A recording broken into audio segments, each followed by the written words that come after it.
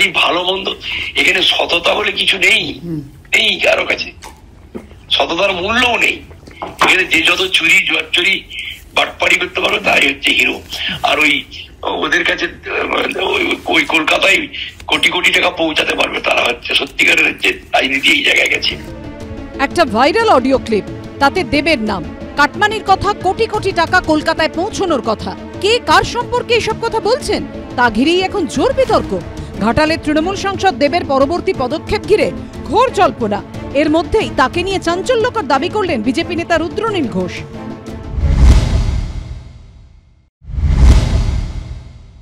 আমিও শুনতে পাচ্ছি যে তিনি বিজেপি শাসিত কোনো একজন রাজ্যের মুখ্যমন্ত্রীর সঙ্গে তিনি নাকি বৈঠক করেছেন।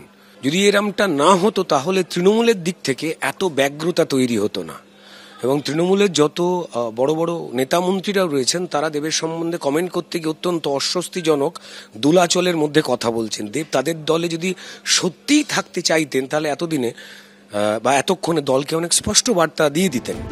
এরই সঙ্গে আরো ইঙ্গিতপূর্ণ মন্তব্য করেছেন রুদ্রনীল ঘোষ।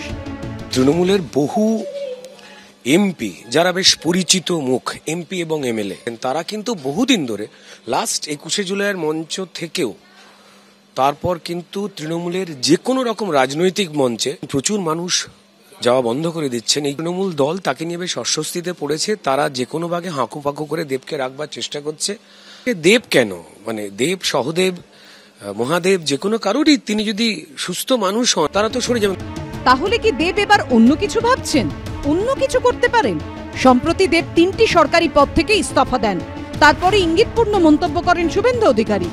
তো সবে সকাল, এখনো তো দুপুর হয়নি, অপেক্ষা করুন না, সাংসদ পদ থেকেও পদত্যাগ করবে, দেখতে থাকুন। বছর দুয়েক আগে গরু পাচার মামলায় প্রথমে সিবিআই, 2022-এর 15ই ফেব্রুয়ারি, তারপর ইডি 22শে জুন 2022 দু দফায় দেবকে জিজ্ঞাসাবাদ করে। দেখুন, বেশ কয়েক মাস আগে দেবের ফিল্মে গরু পাচার এবং কয়লার যে পাচার তার টাকা খেটেছে কিনা এই নিয়ে তাকে সেন্ট্রাল এজেন্সি ডেকে পাঠিয়েছে। অসৎসঙ্গে নরকবাস, সৎসঙ্গে স্বর্গবাস। সৎসঙ্গ সবসময় পাওয়া যায় না, চেষ্টা করলেও পাবে এরকম তো কোনো কথা নেই, কিন্তু অসৎসঙ্গ ত্যাগ করার চেষ্টা করা উচিত। এবার সামনে এলো অডিও ক্লিপ বিতর্ক, যদিও এই ইস্যুতে দেবের পাশেই আছে তৃণমূলের শীর্ষ নেতৃত্ব। অডিও ক্লিপটি ভাইরাল হয়েছে বলে আপনারা বলছেন, এটি কার গলা বা কাদের গলা সেটা আমরা জানি না, দেবের গলা তার মধ্যে নেই। ফলে এর বাইরে কে কি বলছেন তার দায় দায়িত্ব দেব হতে পারে না।